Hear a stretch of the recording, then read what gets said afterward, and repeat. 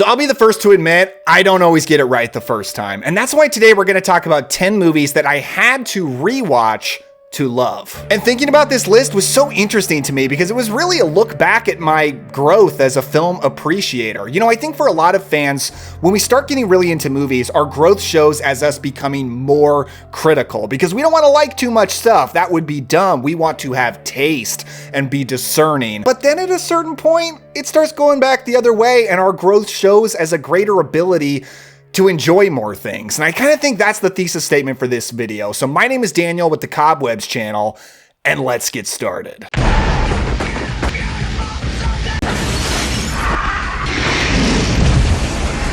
John Carpenter's Vampires. First, we're looking at John Carpenter's Vampires from 1998. Now, John Carpenter is my favorite director. I absolutely adore his filmography, but this is one that when I watched it for the first time, I hated it. And a big reason that I hated it is because I just found it so vile. Because the characters are vampire hunters.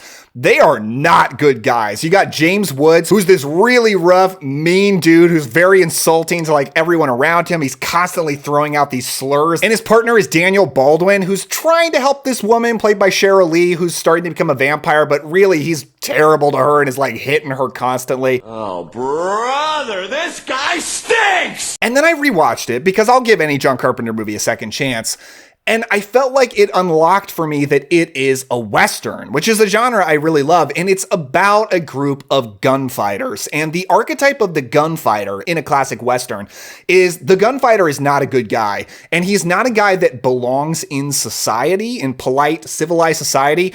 But he is the evil that is necessary to bring about polite, civilized society. He is the one who can kill the worst guys in order to make it possible for people to survive. But he doesn't belong there himself. That's like the whole thesis statement at the end of The Searchers, right? That's kind of what this is. And I also think this kind of shows my growth that I no longer look to movies for moral guidance, you know, like maybe occasionally, like I feel like a lot of my personal morality is a little bit based on It's a Wonderful Life. That's right.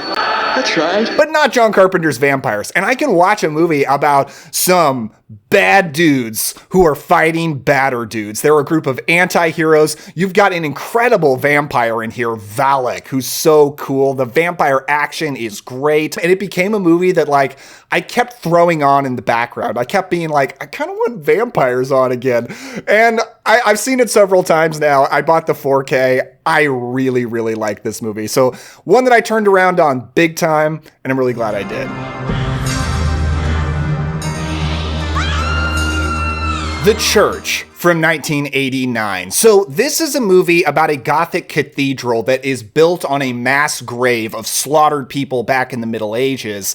And now an evil is unleashed and there's demons and angels and all kinds of cool religious horror stuff. And this is an Italian horror film, which is an interesting thing to cover for a topic like this, because for a lot of people, Italian horror is a bit of a barrier and they have to like rewatch some or watch a lot before they really get it.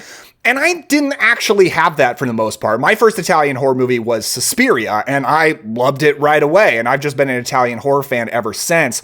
But The Church is one that when I first saw it, I just thought it was boring. I just thought it was really slow. I wasn't into the characters. There is some cool, you know, religious horror imagery, but too few and far between.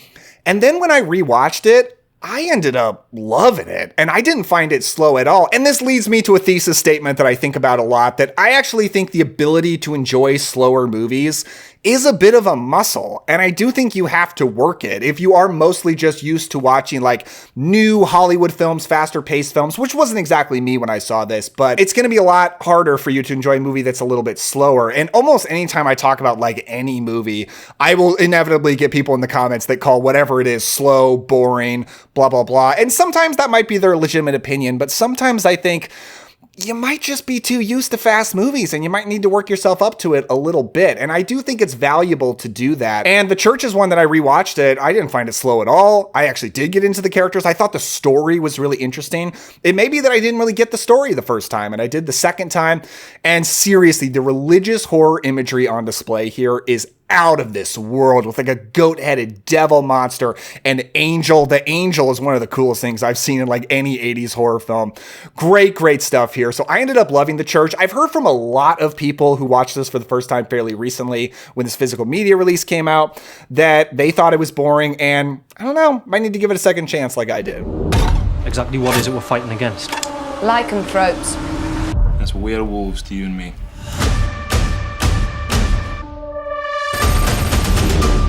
Dog Soldiers from 2002, which is about a band of soldiers who is dispatched to war games deep in the woods, and they stumble across a rival team slaughtered and realize that there are werewolves in the woods. Dog Soldiers is by far the most controversial movie in the history of my YouTube channel.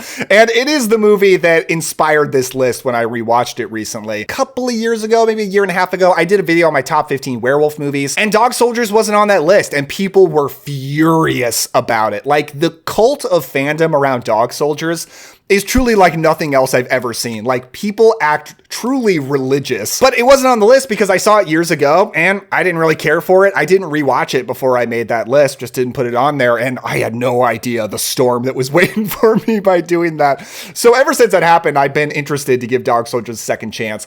And I think I know why I didn't like it the first time and why I liked it much better the second time. For most of my life, I have had a real aversion to war movies. For no real particular reason, I'm not that interested in them. Typically find them boring. If I see a movie and it's like a bunch of soldiers marching through the jungle or the woods, I instantly get bored. It may be because I don't come from a military family. I have like no history with the military. I didn't grow up on war movies. My dad never really watched them. But over the past few years, that's been changing a little bit. It's still not my favorite genre, but I keep finding more and more war movies I do like. Like 1917 was a big one that turned me around. Paths of Glory. Yesterday's Enemy, which is actually a Hammer movie, not a Hammer horror film, just a Hammer war film, and it's really good. So now coming back to Dog Soldiers, much more accustomed to the genre that this really fits in besides just werewolf movies, I got a lot more out of it. I also watched it with subtitles, because I will say, as an American, there is so much British slang here that I don't know, and I had a lot of trouble following the dialogue the first time. Being able to read it was very helpful. This is bone. What does bone mean? Bone. Bollocks. Naff. Not very good. Right. I still don't truly love it. I still find most of the characters pretty generic, although I do like Kevin McKidd in the lead, and I actually think the sergeant is quite a good character. But the action on display, pretty exciting. Little too shaky cam and quick cutting, which I think is hiding the budget and the werewolf effects, but still pretty exciting. Some really good gore. And one thing that did not change is I still love the werewolf design. That's the thing that really stood out to me the first time. The werewolves look incredible here. I love how like tall and gangly they are. They're almost like skeletal with werewolf heads on top. Really cool stuff. So it's still not one of my top favorite werewolf movies, but I have a lot more respect for it now than I did before. Welcome to the finishing school, where they really do finish you. Lust for a Vampire from 1971. So this is the middle chapter in Hammer's Karnstein trilogy, which is a trilogy of vampire films they made in the early 70s that are all a little bit on the more sleazier exploitation side of Hammer. And much like the film that preceded it, The Vampire Lovers, it's essentially a version of the Carmilla story about a female seductress vampire, although this one's much less faithful to the original story than The Vampire Lovers. And I was really excited to check this one out when the Scream Factory Blu-ray came out. And this one's kind of a funny one to talk about because my initial reaction to this is, oh, this is like a dumb, sleazy version of a Hammer movie. Because say what you will about Hammer's schlocky appeal and such like that, I generally find Hammer films to be well made. I think they have great scripts, good stories, really good dialogue, great actors. So maybe the effects are dated, whatever. I think they're really good films. And this, a dumb, super sleazy Hammer movie.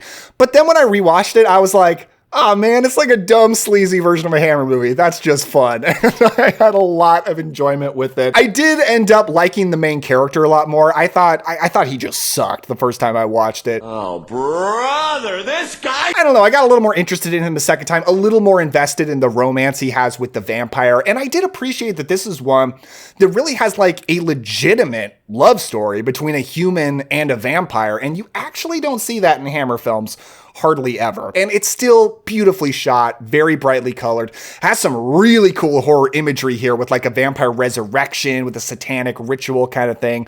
Great stuff. And it's just like silly, sleazy fun. So it's definitely like a lower level of class than most Hammer films, but who cares? I just enjoy that a lot more now than I guess I did when I first saw it, and I think it's a fun movie. Some kind of a joke? I've been trigger-treated to death tonight. You don't know what death is. Halloween 2. More of the night he came home. Halloween 2 from 1981, which is about, who am I kidding? You guys know what Halloween 2 is about. And I think if a lot of people did this video and included a film in the Halloween franchise, they'd probably be talking about Halloween 3. But I don't really have that experience because I knew exactly what Halloween 3 was when I went into it, so it wasn't a shock to me that there's no Michael Myers. Halloween 2 is the one I had to come around on, and this is an example of a film that has just gradually wore me down. I saw it for the first time 10 years ago when I was first going through the franchise, because I didn't grow up on the Halloween movies. I came to them as an adult. And I actually wrote a review for this movie on an old blog that I used to run on horror movies that isn't on the internet anymore, but I still have access to those articles. So I got to read it and marvel at how stupid I used to be about this movie and like debate with myself. I really didn't like it when I first saw it. Like, I lamented that, man, the first one is scary. It's got legitimate horror, and this one just trades it for mean-spirited, over-the-top violence. And now I'm like, mean-spirited, over-the-top violence in a slasher movie? Yes, please. All day long. It's great. I love the kills in this movie. Like the hot tub kill I actually pointed out as something that I didn't like. I love it now. I can't even remember ever not liking that. I talked about how I had such disbelief with the hospital setting. There's hardly any patients or workers there. It's like always dark. And yeah, that's unrealistic, but who cares? It's just all about spooky atmosphere. It's a horror movie after all.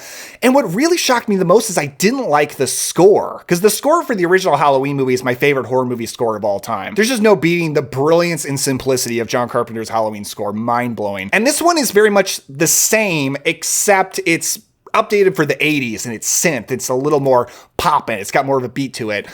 I adore the Halloween 2 score. I listen to it a lot. I think it's like the first one is creepier score, but this one's just like a more fun one to put on in the background.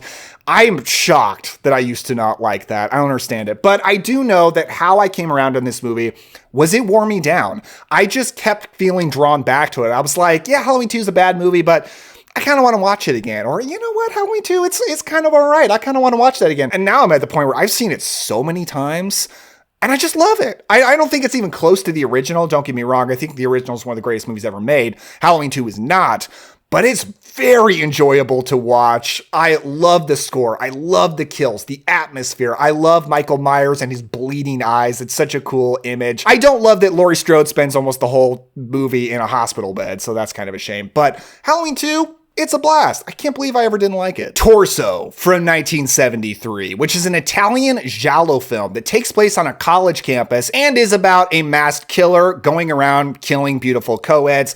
It is a giallo film, so it's pretty standard for that. Now, the first time I watched this, like I said, I did like Italian horror from the start when I saw Suspiria.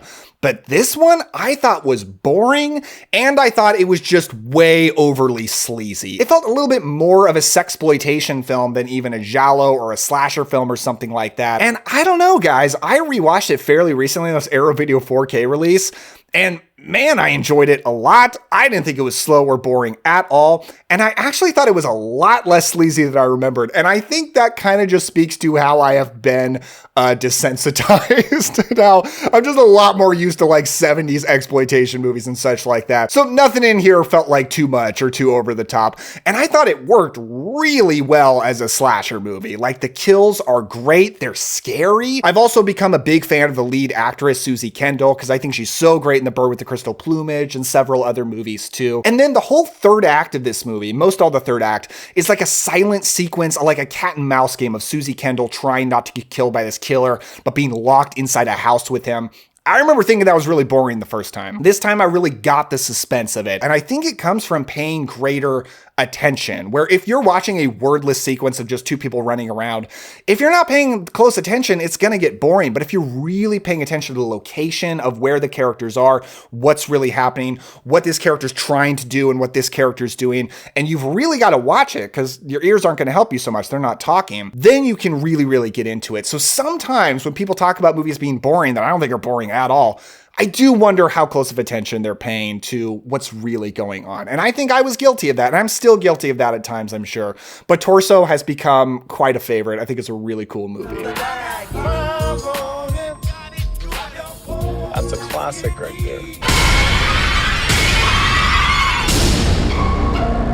Us from 2019, which is about a husband and wife who take their kids to their beach house expecting to unplug and unwind with some friends. But as night descends, their serenity turns to tension and chaos when some shocking visitors arrive uninvited. I think if a lot of people made a list like this for themselves, Us might be a common one. This is a bit of a polarizing movie, and I think a lot of people still aren't totally sure how they feel about this. It's Jordan Peele's follow-up to Get Out, which was an unquestionable giant success. I loved Get Out when I first saw it.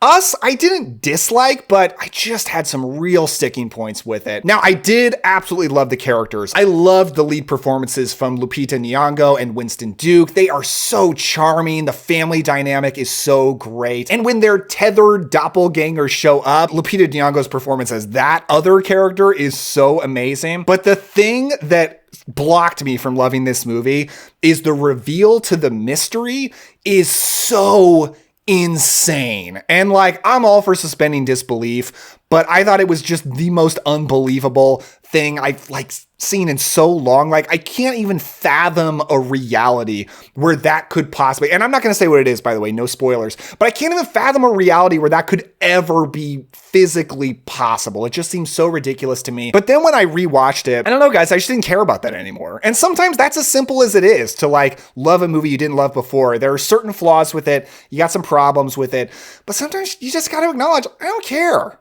Because everything else is going on in it is so good. This has now become my favorite Jordan Peele movie. And I think because it's the most pure horror of anything that he's ever done. Because yes, Get Out is a horror movie, but it's a little bit more of like a Twilight Zone kind of thing. And then Nope is almost like his homage to Spielbergian sci-fi movies and such, with some horror elements for sure. But Us, it's the one that's going for a creepy atmosphere. It's going for scares the most. I adore the score in this movie, how it uses the song I Got Five on It for creepy effect. The first thing that turned me around on this is I went to Halloween Horror Nights and they did a maze based on this. And I was just like, I love the sounds, the music, the iconography. Like, this movie seems really cool. I need to rewatch it. And when I rewatched it, I just fell in love with it. The Mummy from 1932, the Universal Monsters classic about a mummy who comes to life and tries to get the reincarnated version of his old bride and such. It's the classic mummy story. You guys all know this movie. And this is a simple one. When I was a kid, I was a huge fan of the Universal Monsters. I loved Dracula and Frankenstein and the Wolfman. Some of my favorite things ever. But I didn't love The Mummy. I thought it was kind of boring, and I didn't rewatch it that much. And as an adult, this is another one that like I just kept feeling drawn back to, and I just kept rewatching it. Whenever I'd watch Universal Monsters movies, I'd find a reason to throw in The Mummy. And it's legitimately one of my absolute favorite Universal Monster movies now. And I think it is my favorite mummy movie. And a lot of people point out that like the Hammer one is better or the Brendan Fraser one is better. But it makes sense why I didn't love it, because it doesn't deliver the typical idea of a mummy movie, because that didn't really exist yet. Actually, the sequel, The Mummy's Hand, is what really set the template for what mummy horror movies were going to be. This is a gothic romance film. It is very reminiscent of Dracula, but even at this point in history, Dracula was not typically associated with romance and with like trying to find the reincarnation of his love. That wasn't really a part of the Dracula mythos. So The Mummy kind of started that, and I think it's a great version of it. I adore Boris Karloff's lead performance as Imhotep and Ahmed Bey.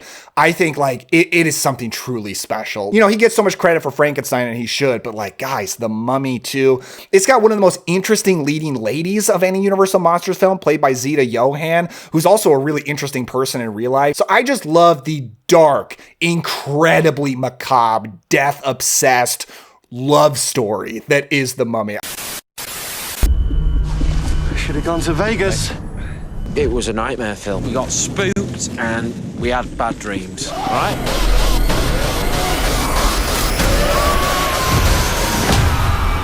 The Ritual from 2017, which is about a group of college friends who reunite for a trip in the forest but encounter a menacing presence in the woods that's stalking them. So this is a Netflix film that actually hit Netflix in 2018, and I checked it out then, and 2018 was a big year for the folk horror genre, because you got The Ritual, Apostle, also from Netflix, and Midsommar. And at the time, I would have easily put Midsommar at the top, then Apostle, then The Ritual at the bottom. Because I didn't necessarily dislike The Ritual, but it just didn't make a big impression on me. Like, I just thought it was okay, maybe a little bit dreary, not super entertaining. But then I rewatched all three of those movies before I made my top 20 folk horror movies list last year, and the ranking exactly flipped. Like, I easily put The Ritual at the top. My appreciation for it grew so much on a second watch, and I don't know why I didn't fully grasp it the first time, but I just think this is such a special movie because, I mean, for one thing, it's directed by David Bruckner. It's beautifully shot, a beautiful location out in the woods,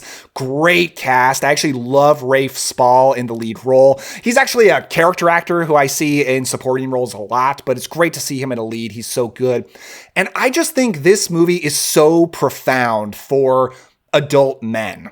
And I almost think maybe that's one reason it didn't really stick with me the first time is, yeah, 2018 wasn't that long ago, but I was in my early 20s. I was a younger guy. Now I'm older. I have a wife, a kid, a mortgage. And I really think what this movie's really about, what it has to say, the character dynamics are going under the surface. It's a very profound movie for men. It really hit me, and I thought it was a beautiful film. And then just as a folk horror film, it delivers so well. It's got an amazing creature. It's got great cult stuff, pagan stuff, really, really satisfying as a fan of folk horror. And I'm also now a way bigger fan of the folk horror genre than I was back then. I was just a little more uneducated then. So The Ritual has become such a favorite. I think it's incredible. Oh my God! The Wicker Man from 1973, the greatest classic of the folk horror genre about a police sergeant who is called to an island village in search of a missing girl. Back to folk horror, and a little bit on the same topic as The Ritual in that I didn't used to be as much a fan of folk horror simply because I hadn't seen enough. And The Wicker Man is one I checked out because it was a classic, and I just didn't get it until the ending. Like, the ending was really built up to me as like the end is amazing. And I did think the ending was amazing, but leading up to it just felt very meandering. It's about this guy wandering around this village. It's kind of a musical. You've got all these songs. I didn't understand it. Like, it didn't really feel like a horror movie to me, and like until the very ending. But this is one where after I got much more into folk horror and I watched a lot more films and actually got Okay, I actually went back there and grabbed this. I got this box set of a bunch of folk horror films from Severin. It's a really beautiful set. And I watched a lot of these movies. And after I just fell in love with this subgenre, I thought, well, let me go back to The Wicker Man now. And then I rewatched it and I was like, oh yeah, this is the best one. Like, this is the best folk horror film. I now understand like everything the subgenre goes for, what its purpose is, and how The Wicker Man accomplishes all of it the best. And I was enthralled with it from minute one.